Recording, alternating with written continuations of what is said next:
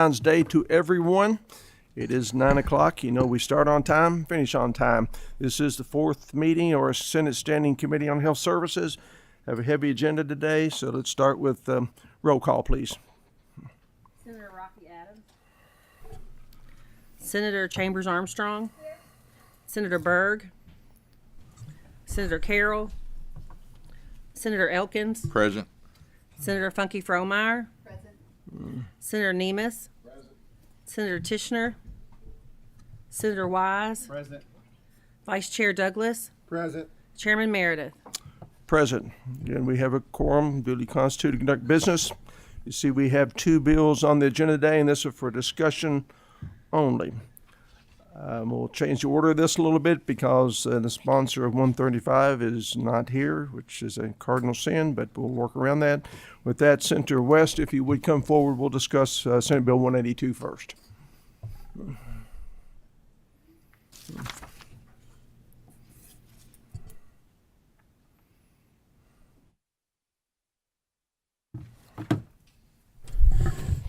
Good morning, Mr. Chairman, members of the committee. Thank you for allowing us the opportunity to present SB 182. This is not a new idea. If Senator, formality, but I I'm don't think you sorry, I introduce have to yourself for the introduce record, myself. please. Senator West, 27th District. This is my guest. Bethany Clark, Kentucky Medical Freedom Coalition. I apologize, Mr. Chairman. Senate Bill 182 is not new to the Senate. We passed a similar bill 2 years ago out of committee. It deals with vaccine mandates. And at that time, if you remember, we were kind of still in the throes of COVID. And there was a lot of back and forth about employers mandating vaccines for their employees and how that all played out. We've had a couple years since. And so after giving it a year to rest, I felt that this is still a very, very important issue, and we could in the future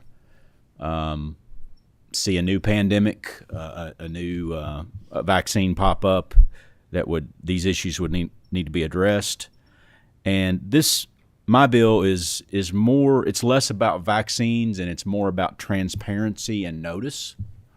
Under existing federal law, you are allowed medical and religious exemptions from mandated vaccinations.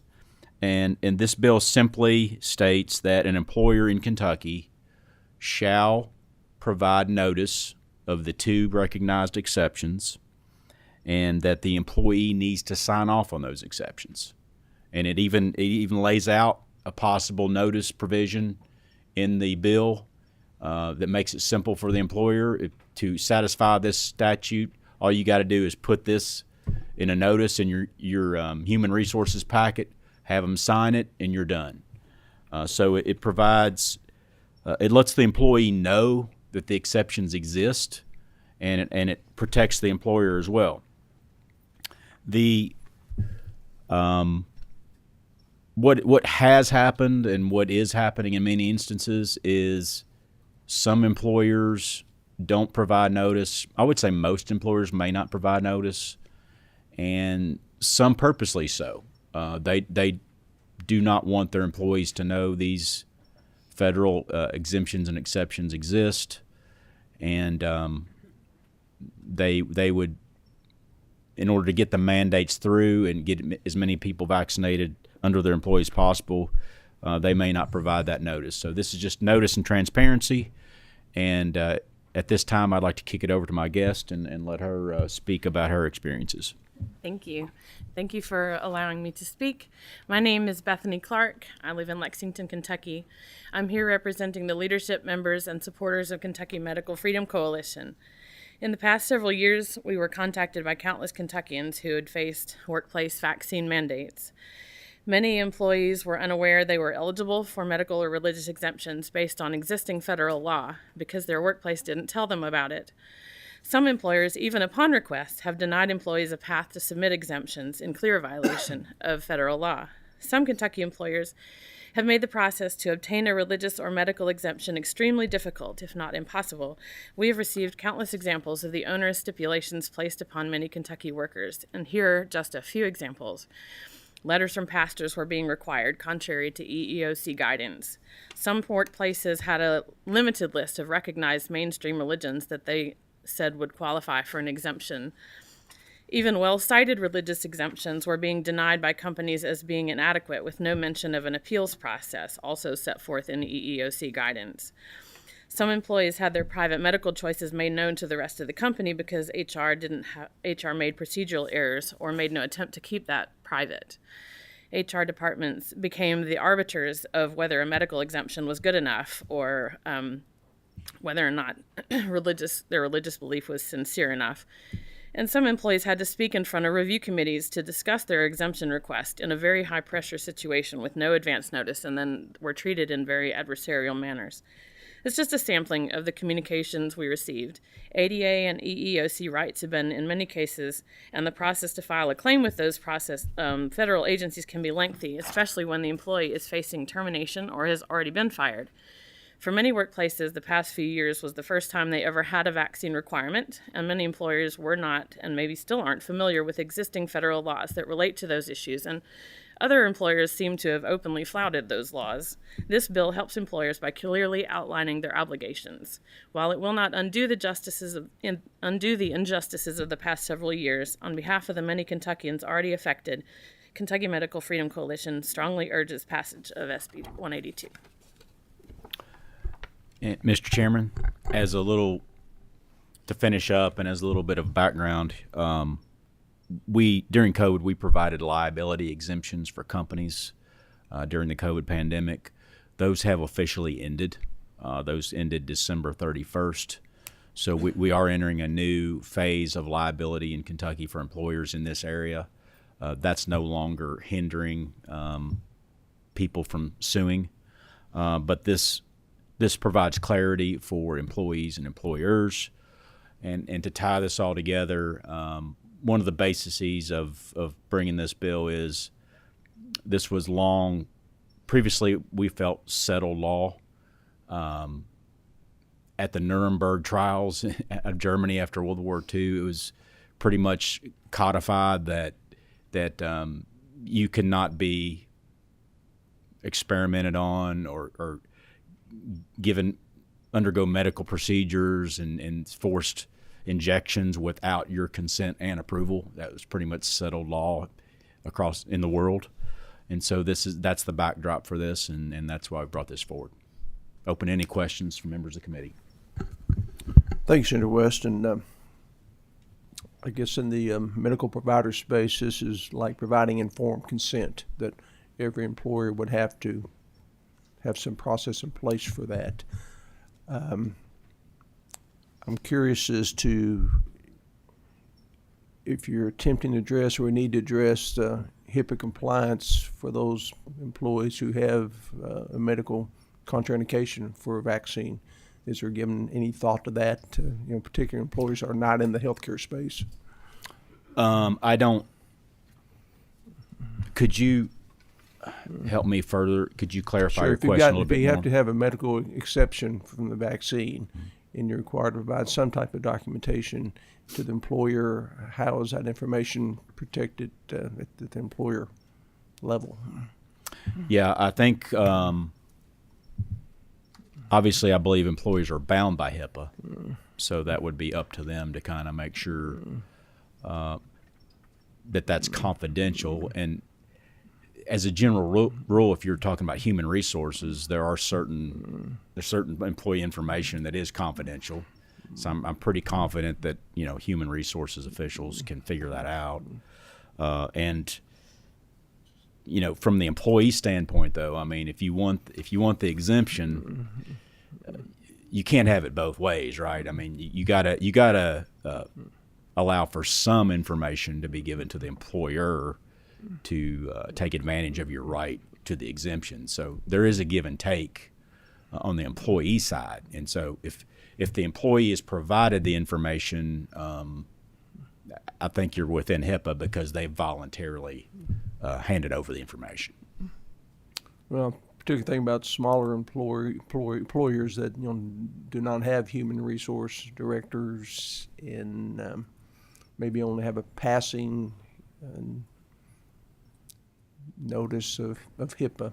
You're not trying to complicate your bill. I just wonder if it adds anything to it to have some provision that If that there's information's any protected. possible conflict, I'm open to amendment, open for committee sub on that. I don't think it's a violation of HIPAA in any way. And really, you're only the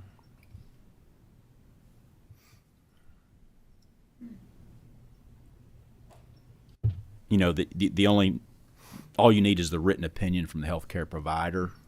So I would say most of those may not violate HIPAA if it's kind of generic. And I see Senator Douglas nodding his head there. He may have more of a better opinion than I do on this. But I'm open to any kind of amendment or committee sub that would specifically address that if that's an issue with Chairman. Senator Douglas is quite reserved, and I've never known him to have many opinions about anything. But do you have an opinion about this, Senator? I'll let you think about it. Senator Fromeyer, you have a question? Yes. Thank you, Senator West, for bringing this forward, and thank you for your clarity from the medical freedom, recognizing that this is a fairly significant issue that I heard about quite often. In Northern Kentucky, we've got such a broad base of employers, but when I read the bill, as we do throughout Kentucky, how would this apply to a small financial advising firm that has 7 employees all the way to a large hospital network that has several thousand employees? And Senator Fromeyer, I just remembered something that kind of goes to Senator Meredith's question. This bill only comes into play if you're an employer that's mandating vaccines. If you're not mandating vaccines, there's nothing to worry about. You don't have to worry about anything. This only applies to employers that are mandating vaccines. So you probably take out a large percentage of Kentucky businesses right there. But as far as small businesses, it's a page in your it's even if you don't have a human resources department. I mean, it's literally one paragraph. If you're going to mandate a vaccine, you got to have the employee sign off on this statement, and so that's, to me, we've made it about as simple as we possibly can. Did that answer your question? Yes, it appears very straightforward, and I believe that this bill, this legislation would apply to all employers regardless of size. And I believe you answered my question. It does, but once again, for those who do not mandate vaccines, doesn't really apply at all. Senator Nemus. Thank you, Mr. Chairman. Senator West, I think we're just making this confusing. I think it's very simple. Is if you mandate vaccines, you have to tell them of their legal exemptions. Is that pretty succinct? It's pretty much So, and it. I think what Chairman Meredith was talking about was he would like for you to put some other things in it, not that it confuses anything with the HIPAA laws. Is that correct? That's what I heard, Okay. Senator Nemus, Thank you. and I'm fine with that. Just wanted to spill that rumor that there are simple little bills. There are no such thing. Senator Berg. Thank you, Mr. Chairman. I have 2 questions, if that's okay. Well, certainly. The first question would be, what do you consider a sincerely held religious belief against vaccinations? I'm not aware of, I know in the ultra-Orthodox Jewish community, there is a group who have, do not believe in being vaccinated. What other religions do not believe in vaccinations? I think these currently exist, and this is federal law, and so there are instances of this happening. I do think I'm going to warn you. I'm going to paint with a broad brush. Okay. So there's in the Protestant faith, there are certain groups that believe that. And my guest maybe want to chime in a little bit more on this particular topic, but there are groups within the Protestant faith that believe this, that they want control of their body for religious purposes, and it's their right to do that. It's their natural right to do that. So I don't think it's just the Jewish faith. I think it is the Protestant faith as well. Those are the only two groups per se that I know of, and as you know, there are a large number of Protestant religious denominations, so there are thousands of different views on what is right and what is wrong, and so most of it is those two particular groups. If you want to chime in on that. If you read the EEOC guidance all the way through with all the examples that are stated, you'll find that it's not whether or not they belong to a religious group that has a certain belief, but their own personal, sincere belief that may or may not reflect that of the organized or not organized religion that they are part of.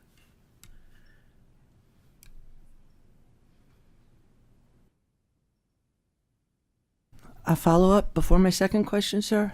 Yes, please. If that is the case, then why does it not say hold a sincere personal belief? I mean, if it's just a personal belief, why does it say religious belief? In my opinion, it's implicit. It's fairly implicit. I mean, to me, a sincerely held religious belief is your personal, sincere religious belief. I think it's implicit in the language myself. Yeah. But We don't actually do that in medicine. In medicine, we know Jehovah's Witnesses do not want blood transfusions. That's a sincerely held religious belief. But I'm not aware of that as far as vaccinations historically. But okay, thank you. My second question is very brief, and it would be on page 2 of 5, line 17. An employee who suffers an adverse reaction to an immunization here seems to have a recourse. What do you describe as an adverse reaction to an immunization? What does this encompass, adverse reaction? I think it could be a multiplicity of things. If someone were to take the vaccination and die, that's an adverse reaction. Anything that would be like a long-term injury, a serious injury, that would be adverse. So in other words, I don't think An example. Just the normal reaction to an immunization. For instance, like I had a slightly elevated temperature or something like that. I feel down. To me, that's not adverse. But if you have serious heart issues that are permanent, if you just whatever the list would be, the long list. And another important thing, you have to, if you're the aggrieved party, you have to prove that, right? So you have the burden of proof. So you would have to bring documentation. You would have to bring your medical expert in to testify to that and prove to the court that adverse reaction was related to that immunization. And so I'm not a medical expert, but I do know that there are adverse reactions to immunizations. Would you like to chime in on that topic? The severity of the adversity? I mean, do we have a degree of it? If I get a little hematoma and it's sore for a couple of days, that's one level. I get a little low-grade fever, that's another level. I don't feel well for 2-3 days, that's another level. Beyond that, I am unaware of long-term adverse reactions to immunizations. And that could just be my own lack of knowledge. So if I could have a concrete example of what we are talking about, that would help me. Go ahead. I'm sorry. Usually in the testing and in the big sheet of paper that comes with the immunizations or any prescription product that you pick up at the pharmacy, there's this big long list with a paper, and it says these are the possible adverse reactions, and it usually rates them by severity. And that's something that's provided by the manufacturer. So then a follow-up, anything that's on that list of potential adverse reactions would qualify for a suit under this. Yes, but there's a second part to that. You have to prove damages, right? You have to prove you've been damaged. So, if in your particular scenario, well, I felt bad for a day. That's not, you haven't been damaged. Okay, you have to prove some kind of actual damages as well. Yeah. I think to your point, Senator, earlier, the burden of proof is going to be on the employee, the slash patient. They have to prove it happened, and they have to prove damages. Exactly.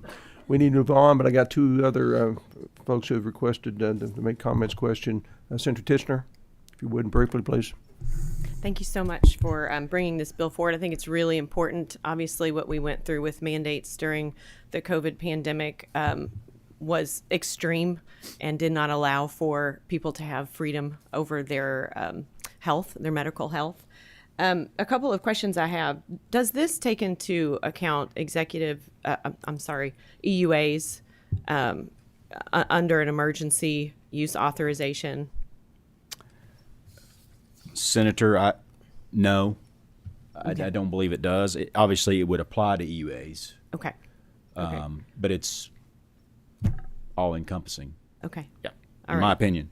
Okay, great. Thank you. Senator Chambers Armstrong. Thank you, Mr. Chair. So my understanding of where federal law was at least 5 years ago is that Congress had granted vaccine manufacturers broad immunity from civil tort lawsuits, in part in recognition of the fact that vaccines serve public health goals. And instead of allowing for civil tort liability, they instead set up the vaccine injury compensation court system, where anyone who was injured by a vaccine had to go through an administrative federal law process. Has federal law changed? And if not, help me understand how this doesn't expressly conflict with what Congress has already done in terms of vaccine manufacturer liability.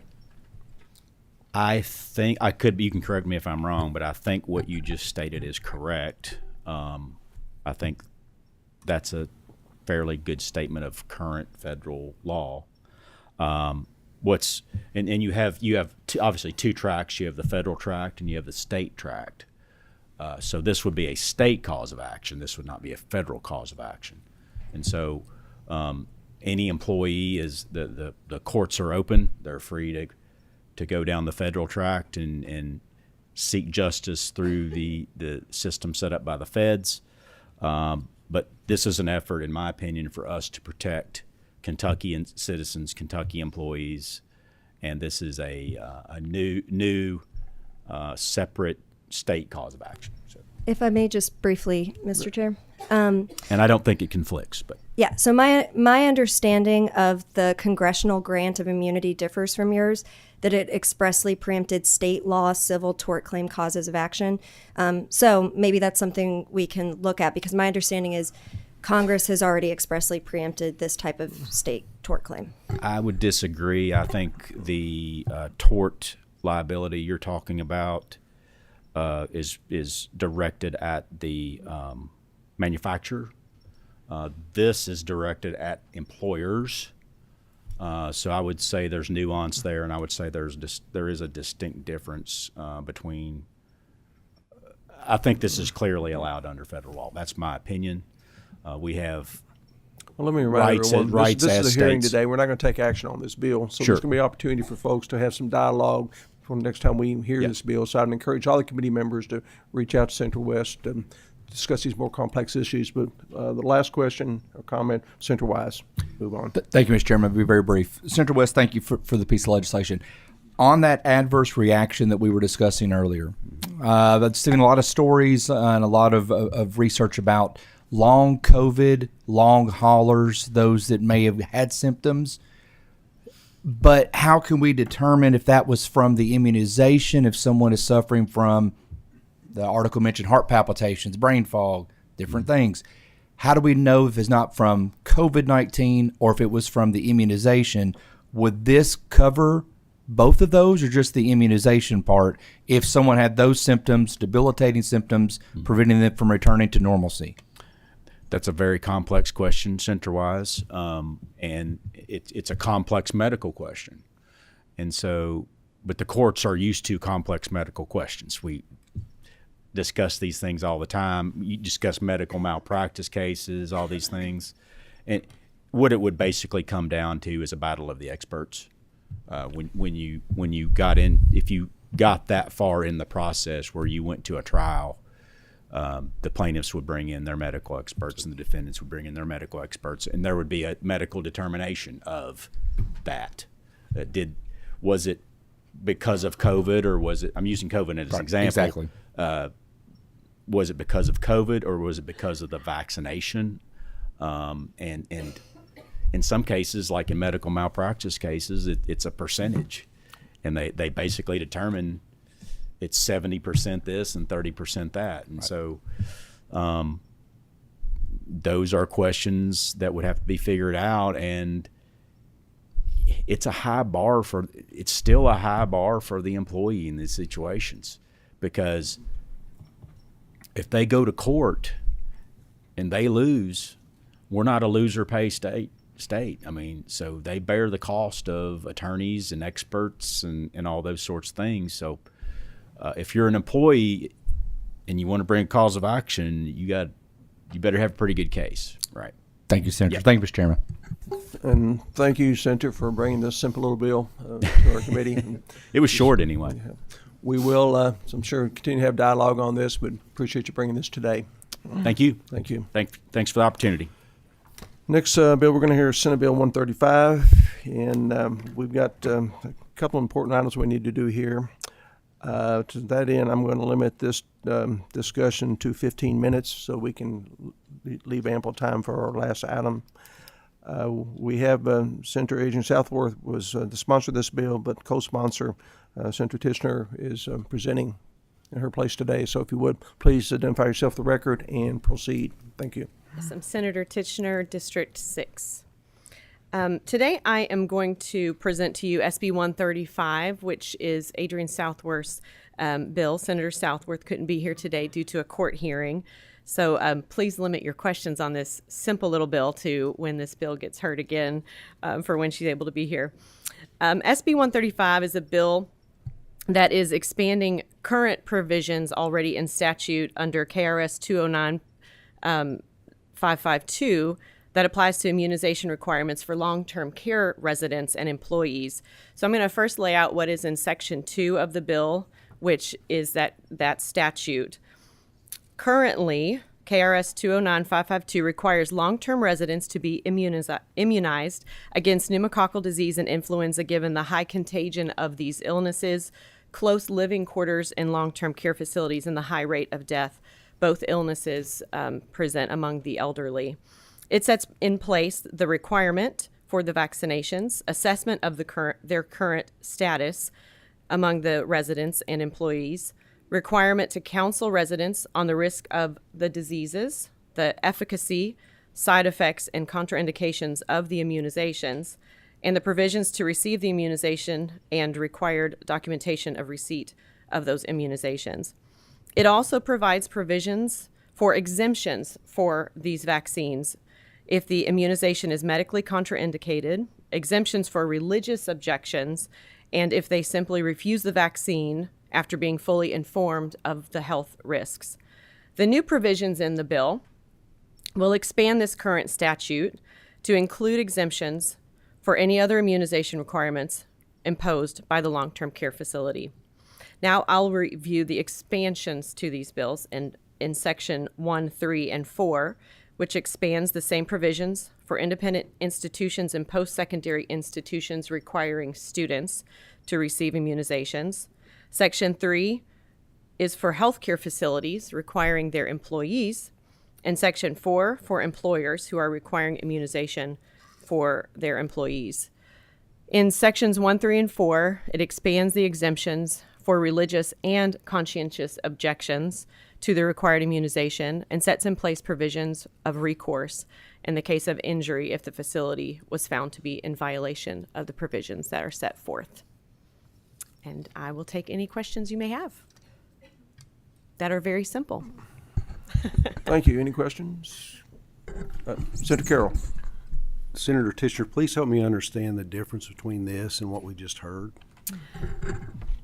It's along the same lines. Obviously, the intent of this piece of legislation, along with SB 180, was that 82? 182, is to provide employees, students, healthcare facilities to allow for exemptions. It does expand the religious exemption to a conscientious objection, which I'm highly in favor of.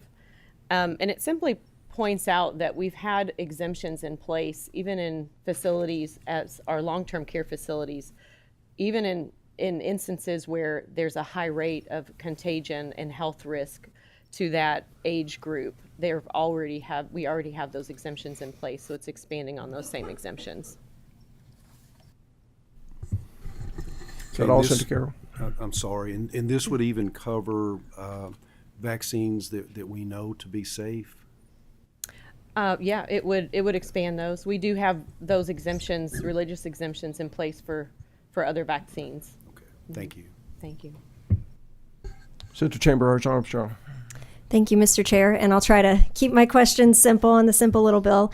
I'm hoping you can help me understand at different points in the bill this exemption C, which says employee refuses the vaccine after being fully informed of the health risks. Mm-hmm. That to me reads as the employee can have an exemption if the employee wants an exemption. Basically, they just have to be informed and then they can say, no, thank you, which on my reading is broader than the exemptions in federal law or in the previous bill.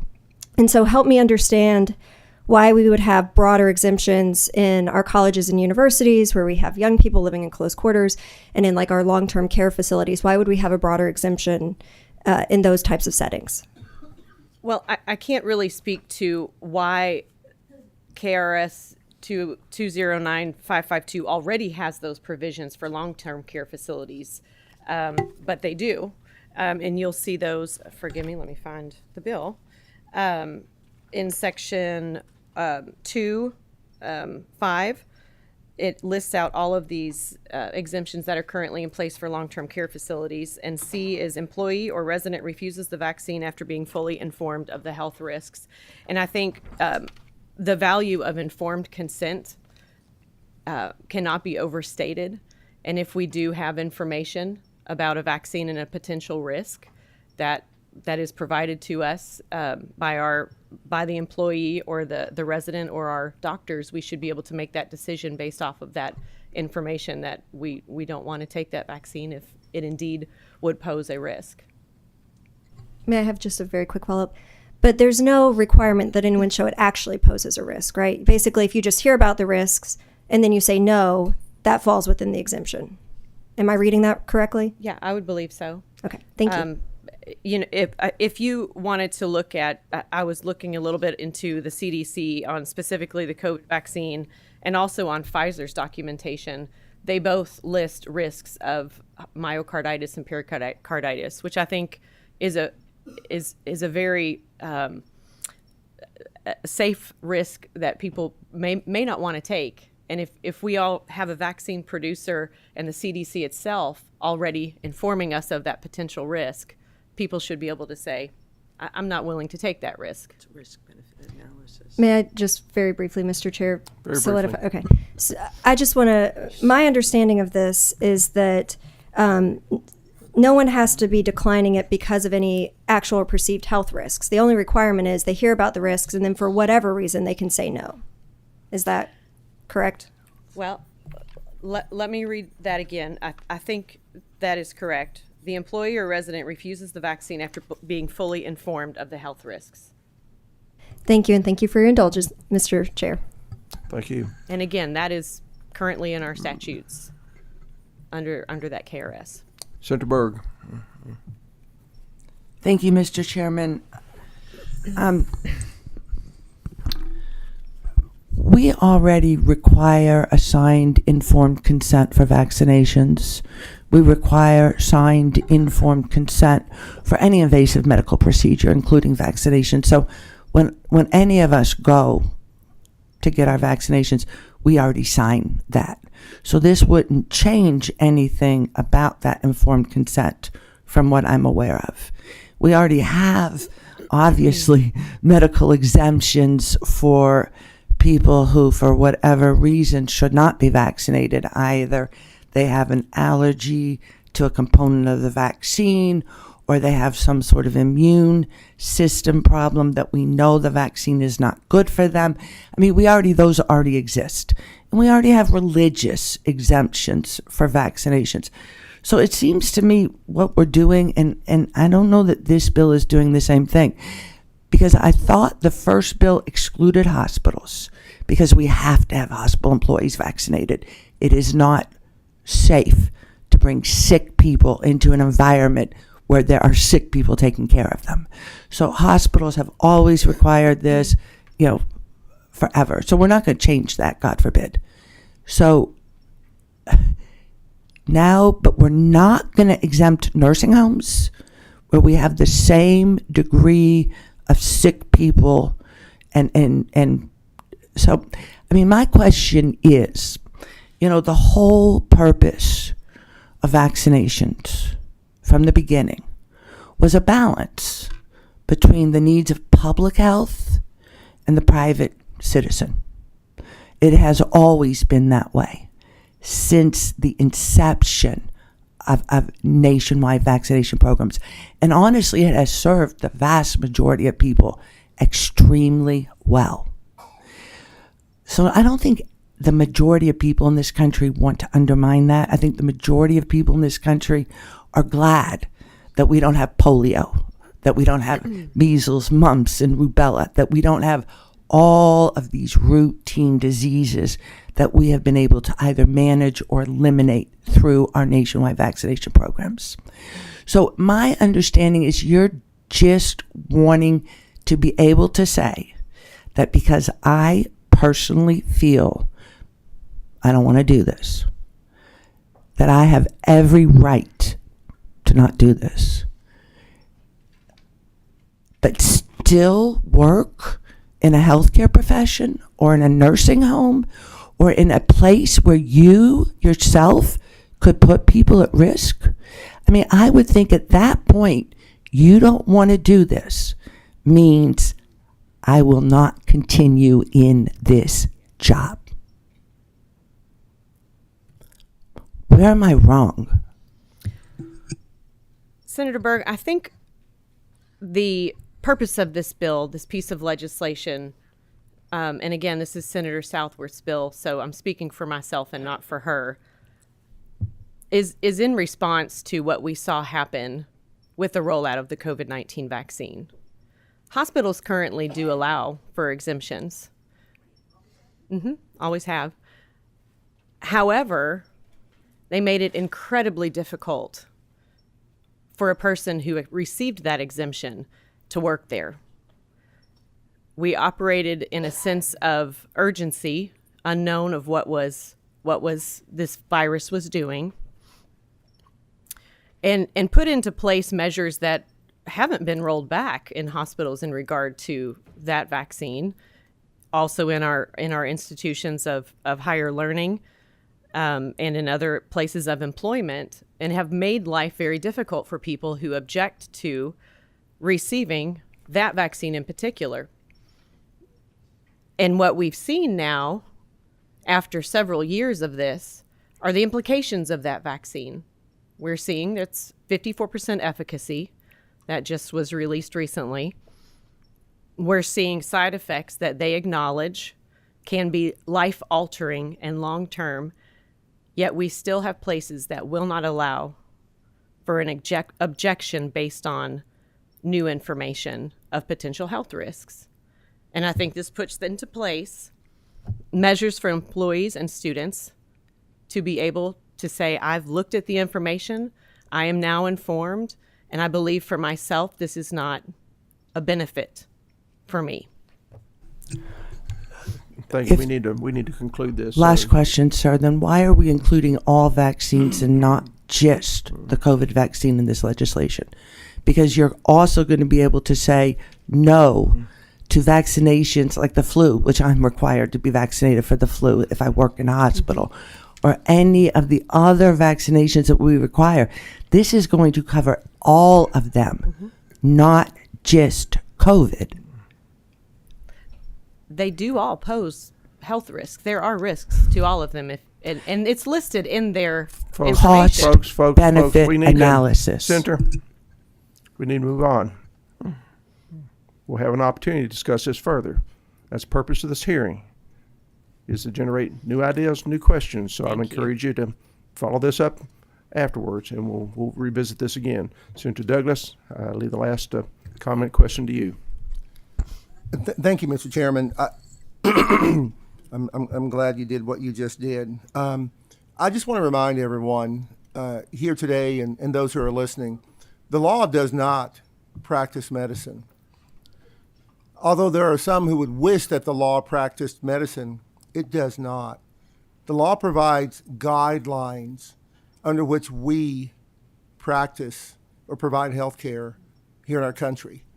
It's the individual physicians or the healthcare providers who practice and take care of the individual because of the individuality that people need. We don't treat everyone the same. There is no cookie cutter, although some people think there is. I just want to make sure that's out there. The other thing is, it's one thing using a therapeutic preparation that has proven medical efficacy.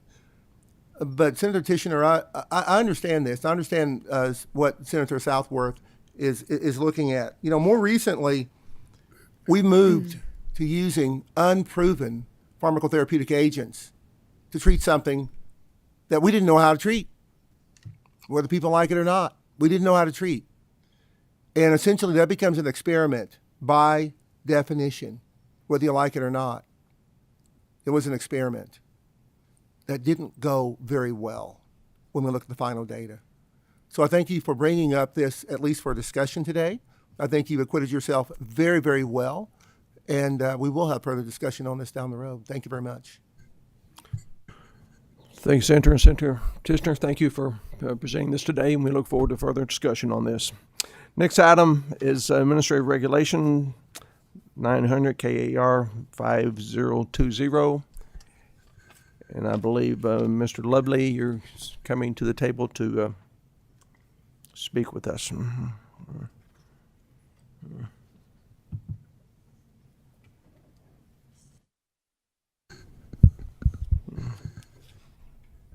Thank you, Mr. Chair. David Lovely, Deputy Inspector General at the Cabinet for Health and Family Services. Appreciate you being here this morning, and there's two or three reasons I asked this to be brought for discussion today. Is first, I see the proposed changes are making what I consider a significant change in certificate of need for Kentucky. And it bothers me greatly that we had a task force this last summer that met for 6 months to talk about certificate of need and educate our members as to how it works and to some degree how it doesn't work. And what came out of that task force was an agreement that this warranted further study, which we're hoping to do this next interim session. But then almost a quarter of the way through this session, we see this proposed change. What's the impetus for this? Chairman Meredith, are you talking about a specific change or just the general changes that were implemented? I'm speaking specifically to the ASC changes for optometrists and ophthalmologists. Sure. So our position at the Cabinet is that there's a perceived need out there for urgent eye care, urgent retinal and corneal care. And the role of the state health plan, while still in statute, is to kind of create criteria to promote in a very limited respect. I think the language is tailored narrowly to target that one area where there's a perceived need. And the cabinet respects the CON's task force and all the work that they're doing. And I don't see this change as running in conflict with that, Senator Meredith. Well, I would have vehemently disagree. First, it concerns me that we're doing this based on a perceived need. Every other group that comes before this committee talks about data. Do you have data? We do. We've had several reports of. How many reports? So we received a couple of letters expressing concerns about access. I think that there were two providers that were providing urgent retinal and corneal surgeries in the ophthalmology field, and they were in Lexington. One of those, St. Joseph, CHI St. Joseph, reduced their number of beds. I think this was back in 2020, if I'm not mistaken.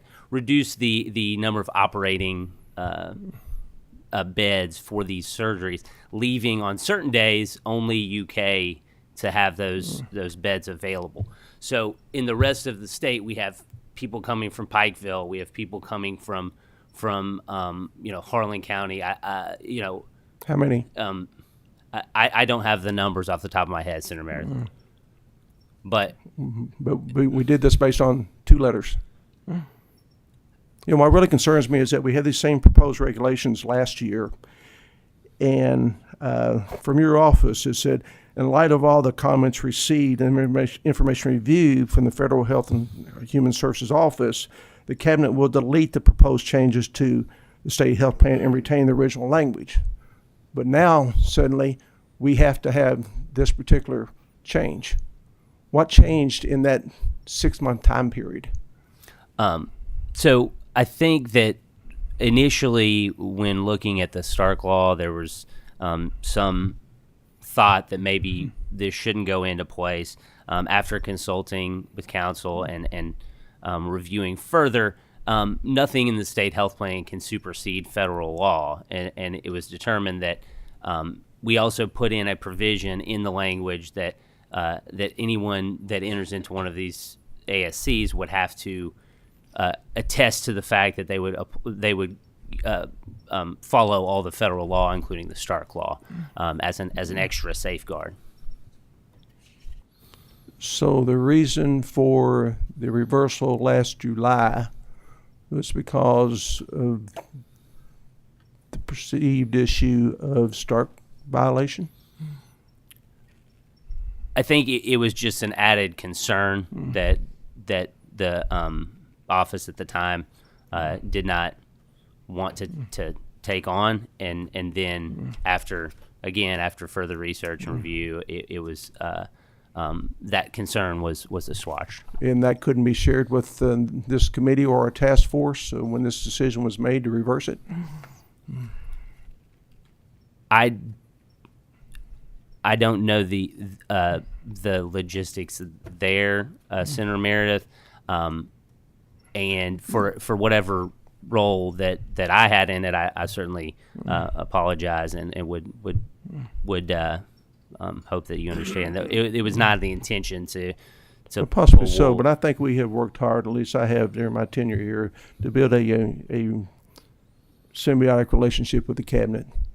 And as a healthcare provider for almost 40 years, I did that because there's almost been an adversarial relationship between the cabinet and providers. And I think out of respect for everybody that's involved, there should be more communication, direct communication. And again, it concerns me greatly that we have this task force in place that spent a lot of hours on this. I know you all were aware of it, and nobody took time to mention to us that this could change. And I don't think it's just this particular field we're talking about. My concern is it's a very dangerous precedent going forward. And I know that you're aware of my passion for rural health care and how important it is. And I see this potentially setting a precedent to compromise that even further. I mean, optometrists, and I'm not pitting this battle against one field against another. It's a process that's in place. Optometrists don't do surgeries, but they're going to be allowed to have ownership in the surgery center? And you say that's not a potential Stark violation? Did we receive an attorney's opinion on this, a formal attorney's opinion? Not to my knowledge. Why wouldn't Mr. we do Chair. that before we went with these regulations? Why would we not do that? Was there a fiscal impact statement prepared for this? Not to my knowledge, sir. Why would we not do that? Because quite simply, if you're an ophthalmologist doing a procedure in your office, you get one fee. Now, because we've opened up this door, they can own an ambulatory surgery center along with an optometrist and get a facility fee. Same procedure, but now it's going to cost more. How much more? And what's the cumulative impact of that? You know, I'm tired of dealing with the shortfalls of reimbursement for healthcare providers. It's every year. And I contend and always contend, there's enough money in the system already to take care of everybody if we just spend it the right way, and we don't do that. There's too much greed in this system. There's too much personal interest in the system. We need to be taking care of the patient, and I don't see that this does this. Why in the future doesn't set the precedent that could a nurse practitioner and a physician assistant partner with a general surgeon to open up an ambulatory surgery center? There's a need, a perceived need. Can we do that by setting this precedent? Will we have this precedent set? This is disturbing. It truly is. And again, I'm not picking sides between optometrists and ophthalmologists. They can hammer that out. It's the precedent that this sets to protect the healthcare delivery system in Kentucky. This does not protect it. In particular, if you're responding to this because what happened in Lexington, by golly, they've got health care. It may not be as much as they want, but it's a whole lot better than what we've got in rural Kentucky. Why would we do this? And why wouldn't we invite everybody to the table to be able to talk about this? You know, we just got the notification of this change February 8th. Really? Why? What is so urgent that we can't vet this thing the way it should be?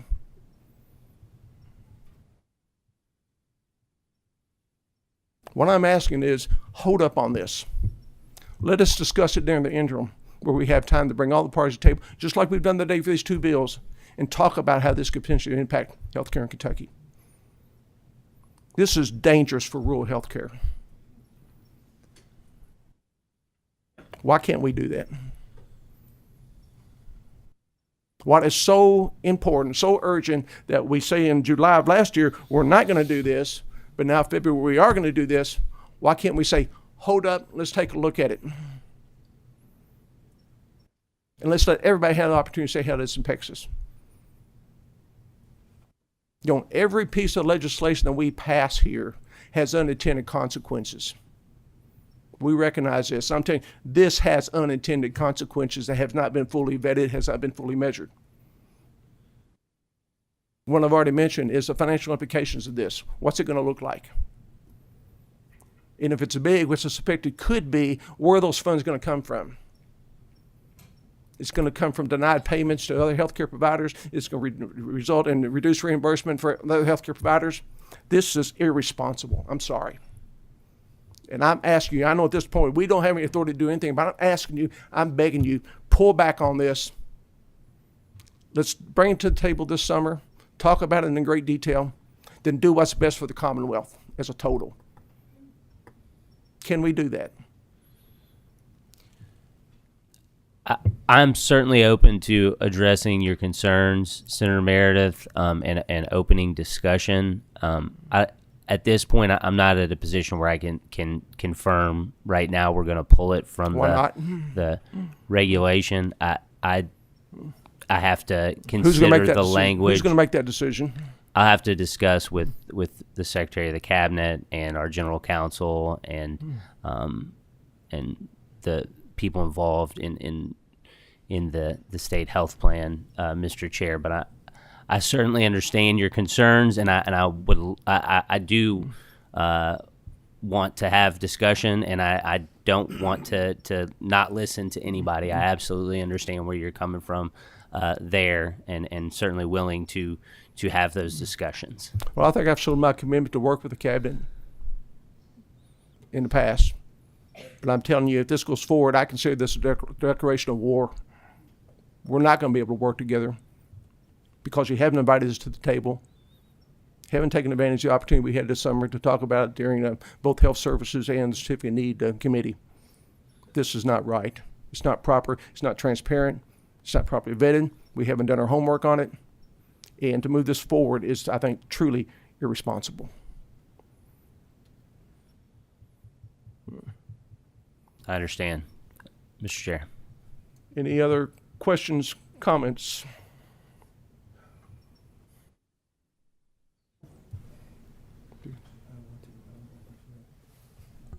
Mr. Chairman. Senator Carroll. So I still haven't heard a valid reason for what the chairman has asked. Who made this decision? The cabinet leadership, Office of Inspector General leadership creates the language in the state health plan and promulgates it. Senator Carroll. Okay. Were the concerns that you're facing today addressed during that meeting? Was it not predictable that this reaction would come and there would be concerns about this?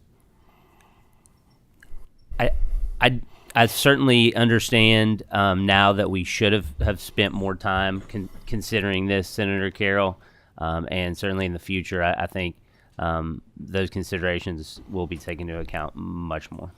Yeah, this is very much off standard. I mean, I agree with the chairman. The relationships have been good, and we've been working fairly closely together on many issues, and this is disappointing. And it's not a precedent we need to set. And you have no answers today, and that in itself is concerning. Thank you, Mr. Chairman. Senator Douglas. Thank you, Mr. Chairman. Respectfully, as the Senate Chair of the CON Task Force, I'm appalled. I reached out with as broad arms as I could during the interim. I invited everyone to the table.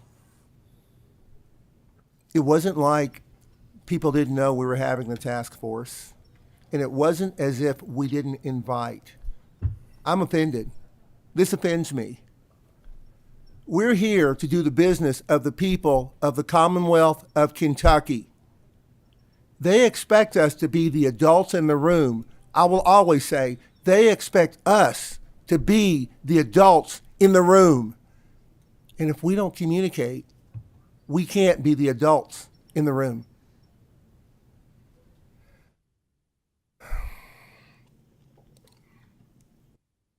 I'll say it again. The law doesn't practice medicine, but it does provide guardrails. The law is not as intimately intermingled in medicine as your healthcare providers. I talked to my healthcare providers. None of them told me any of you all talked to them. This is not new. The optometrists, the ophthalmologists, their interactions are not new.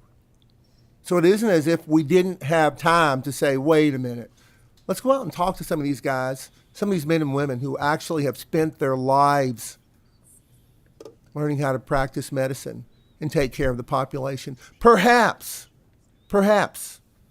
they would like to have some input.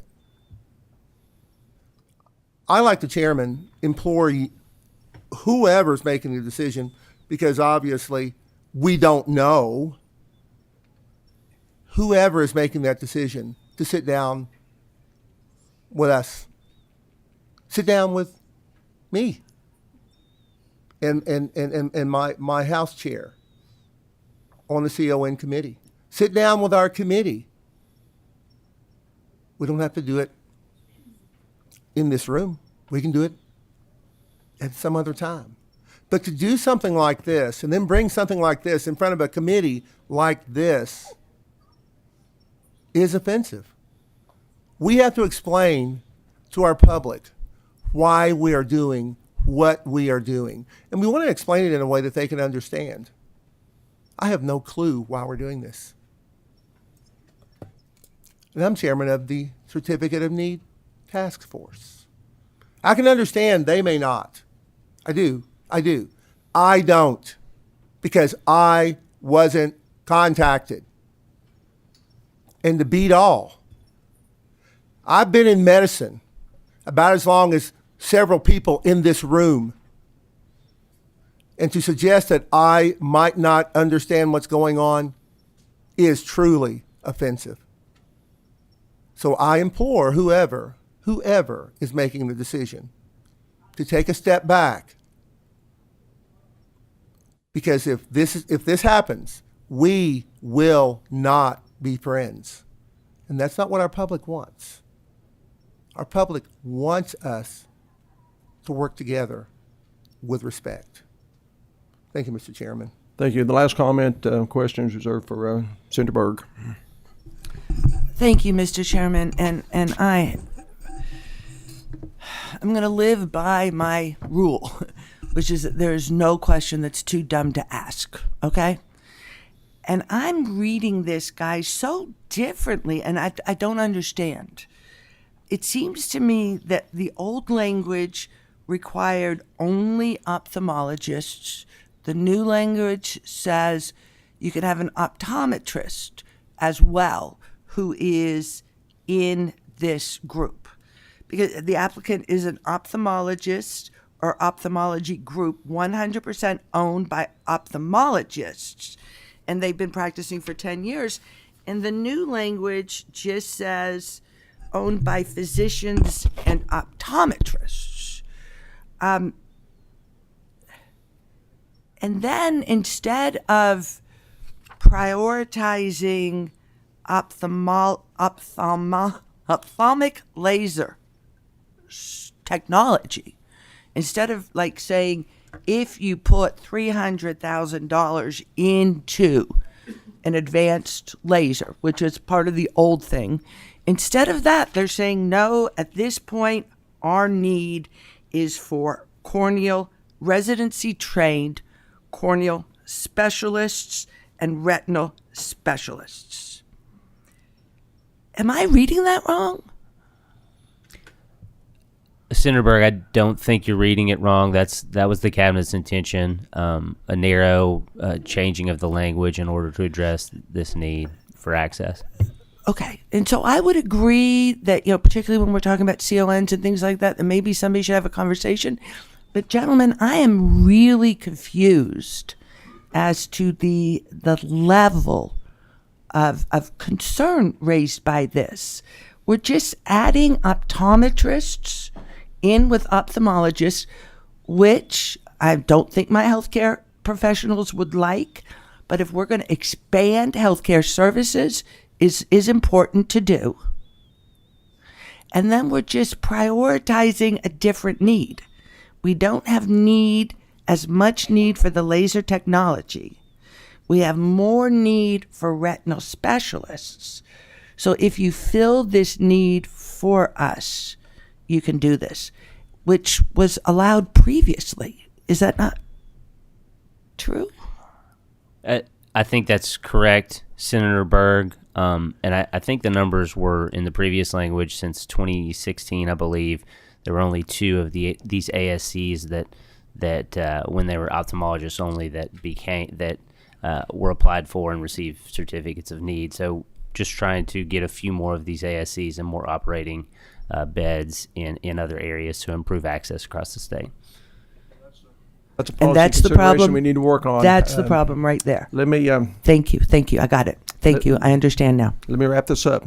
First, I want to see a formal attorney's opinion on the Stark situation. If that's got to come from the AG's office or whoever, I don't care, but I want to see a formal opinion. I want to see a fiscal impact note on this, and I want to see a health impact statement as well. That's what I'm asking for. But since we presently do not have these, I find this to be deficient, and I would entertain a motion to that effect. Motion. Motion and a second. Roll call, please. Senator Rocky Adams. Senator Chambers Armstrong. May I explain my vote, Mr. Chair? Yes, please. I'd like to pass. I feel like I don't have enough information. I did not know this was going to be on the agenda till I got here today. I think Senator Berg raised some interesting points about, I'm not against expanding access through optometrists. I just need more information before I can vote on this. Thank you. Senator Berg. I'm going to vote aye and explain my aye vote. Now that I understand the concern basically is if we're going to prioritize a different area, we need to have documentation that needs to be prioritized. I'll vote aye and let us look at the documentation. I think this may, in large part, just people's feathers are ruffled. I don't think there was a malintent, but again, I tend to try to never think there's malintent. But I'm going to vote yes, and let's just see where it goes. Thank you. Thank you. Senator Carroll. Aye. Senator Douglas. Aye. Senator Elkins. Aye. Senator Funky Fromeyer. Aye. Senator Nemes. Senator Tishner. Senator Wise. Chairman Meredith. Aye. Motion passes. Appreciate you being here. Looking forward to the future dialogue on this. Folks, I know we're running just a little bit late. We have some referred administrative regulations for consideration. If anybody has any concerns, let it be known now. Otherwise, we'll consider them reviewed. Yeah, Mr. Chairman. Yes. There was one particular reg on the reciprocity requirements, and is there someone from the cabinet could give clarification on something? KAR 201 KAR 36072.